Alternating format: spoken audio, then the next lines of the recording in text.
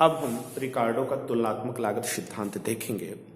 जैसा कि आपने देखा था कि एडम स्मिथ ने ये कहा था कि कोई देश उस वस्तु के उत्पादन में विशिष्टीकरण करेगा और उसमें निर्यात करेगा जिसमें उसे निरपेक्ष रूप से कुशलता प्राप्त हो या उसकी निरपेक्ष लागतें कम हो, और उस चीज का आयात करेगा जिसमें उसे निरपेक्ष अकुशलता प्राप्त हो। किंतु हो सकता है कि कोई देश ऐसा हो जो दोनों ही वस्तुओं में कुशल हो और कोई देश ऐसा हो जो दोनों ही वस्तुओं में अकुशल हो, तो क्या उस देश में व्यापार नहीं होगा? तो व्यापार होगा। इसके लिए रिकार्डो ने तुलनात्मक लागत का सिद्धांत दिया है। रिकार्डो 1817 में अपनी पुस्तक principle of political economy and taxation में, principle of political economy and taxation जो 1817 में आई, उसमें उन्होंने डॉक्ट्राइन ऑफ कंपैरेटिव कॉस्ट का सिद्धांत दिया। इनका सिद्धांत कुछ मान्यताओं पर आधारित है। पहली मान्यता इनकी ये है कि लेबर थ्योरी ऑफ वैल्यू, मूल्य का श्रम सिद्धांत पर आधारित है। इन्होंने बताया कि किसी भी वस्तु का मूल्य उसमें निहित श्रम लागतों के आधार पर तय होता है। कितना उसमें श्रम लागतें लगी हुई हैं, कितना श्रम घंटे उसमें लगे हुए हैं, उसके आधार पर भी उसका मूल्य तय होता है, अर्थात लेबर थ्योरी ऑफ वैल्यू। दूसरा, उन्होंने कहा श्रम ही एकमात्र उत्पादन का साधन है, अन्य जो भी साधन है उसकी कीमतें हम श्रम लागत में व्यक्त कर सकते हैं। दूसरा, उन्होंने बोला कि सारे जितने श्रम हैं वो एक समान है, अर्थात श्रमिकों में उन्होंने अंतर नहीं किया, सारे श्रमिकों की क्वालिटी को एक समान माना।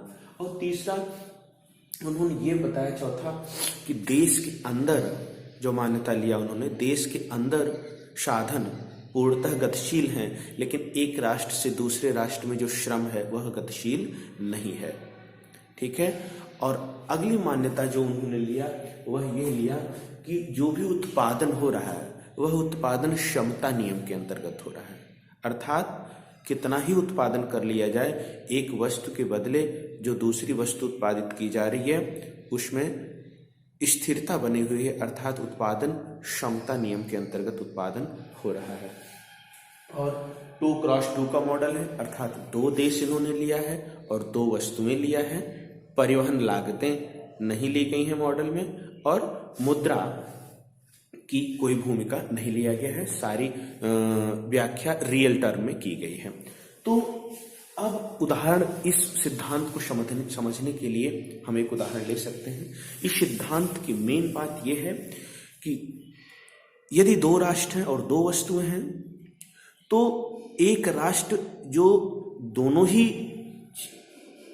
वस्तुओं के उत्पादन में कुशल है, उसे उस वस्तु के उत्पादन में विशिष्टीकरण करना चाहिए और उसका निर्यात करना चाहिए जिसमें वह ज्यादा कुशल है। ठीक है।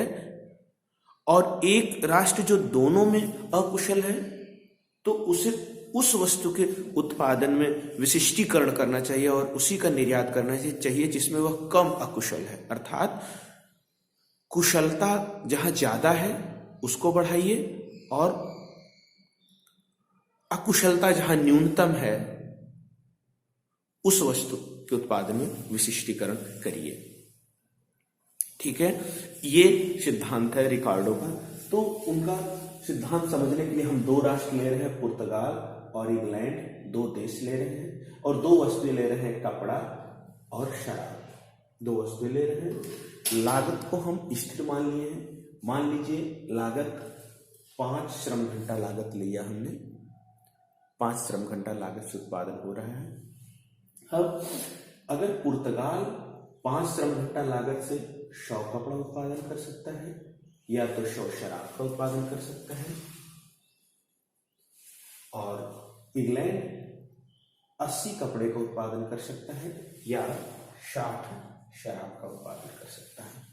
आप देख सकते हैं पुर्तगाल इंग्लैंड की तुलना में दोनों ही वस्तुओं में श्रेष्ठ है उत्पादन करने में, दोनों में ही उसकी कुशलता ज्यादा है। लेकिन किसमें ज्यादा कुशलता है? देखिए 80 जब कर रहा है तो ये 100 कर रहा है, जब वो 1 कर रहा है तो ये कितना कर रहा है? 0.8 अनुपात निकालिए, 1:0.8। इसी प्रकार जब वो 1 कर रहा है तो यह कितना कर रहा है? 0.06। ठीक है, सॉरी 0.6, क्योंकि जब 100 कर रहा है तो ये 80 कर रहा है, जब शराब वो 100 करता है तो ये 60 ही कर पा रहा है। इसका मतलब जब 1 कर रहा है तो 0.8 कर रहा है, जब वो 1 कर रहा है तो 0.6 कर रहा है। इसका मतलब कि अगर कंपैरिजन किया जाए तो इसका मतलब ये निकलेगा कि वह दोनों में तो कुशल है, किंतु इसकी तुलना में शराब में ज्यादा कुशल है। तो पुर्तगाल किसमें ज्यादा कुशल है? शराब में। अकुशलता की बात किया जाए सेम, तो इंग्लैंड दोनों में कुशल है। लेकिन देखिए ये 1 की तुलना में 0.8 है, यहाँ 1 की तुलना में 0.6 है। इसका मतलब इंग्लैंड दोनों में निरपेक्ष रूप से, सॉरी दोनों में अकुशल तो है, किंतु किसमें कम अकुशल है? कपड़े में, क्योंकि ये 0.8 है, 1 के ज्यादा करीब है।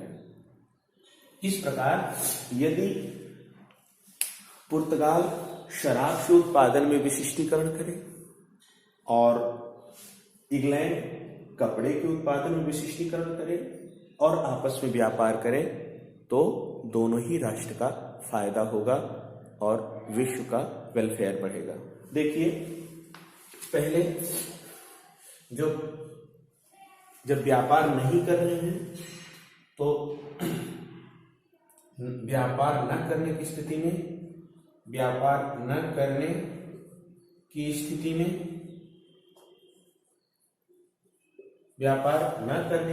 में अगर 10 घंटा पुर्तगाल करता है, 10 घंटा इंग्लैंड करता है, तो टोटल कपड़ा कितना हो जाएगा?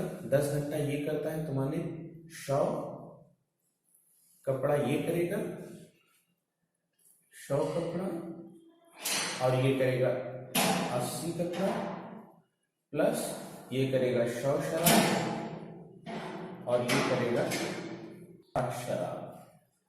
मतलब 10 घंटा ये काम किया, 5 इसके लिए, 5 इसके लिए, 5 इसके लिए, और 10 ये किया, 5 इसके लिए, 5 इसके लिए। तो टोटल उत्पादन कितना हो गया? 100 200 और ये हो गया 140। टोटल कितना हो गया? 340। अब यदि ये विशिष्टीकरण कर लेते हैं और 10 ही श्रम घंटा कार्य करते हैं, तो विशिष्टीकरण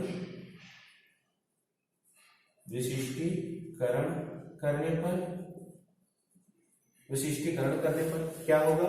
अब देखिए 10 घंटा में ही श्रम कार्य करने पर ये कितना करेंगे?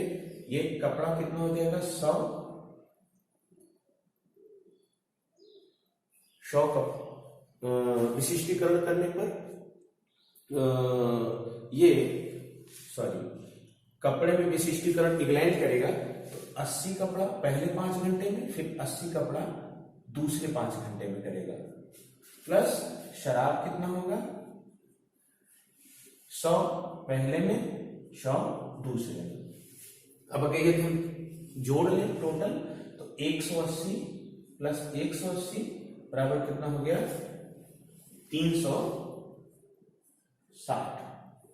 अर्थात आपने देखा कि व्यापार न करने की स्थिति में या विशिष्टीकरण न करने की स्थिति में जब टोटल उत्पादन 340 हो रहा था और विशिष्टीकरण करने के बाद उतने ही श्रम घंटे कार्य से अब कितना उत्पादन हो गया?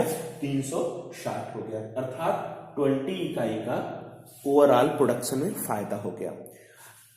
और आप देख रहे हैं कि जो शराब का उत्पादन है वो तो उतना ही है, ठीक है, क्योंकि